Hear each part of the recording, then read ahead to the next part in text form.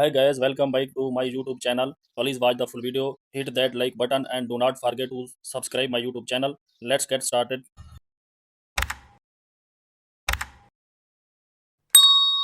Open the Pixel app, hit the import button. Go to the gallery, select a picture, adjust the picture, select the text option, edit option by right hand. Then select the size, adjust the size, select the font, adjust the font, select the stroke, enable button down, adjust the color, select the shadow, enable button down, select the texture, go to the gallery, select a picture, adjust the picture, copy the picture, select the copy option, adjust the rating, save the picture, adjust the save confirmation,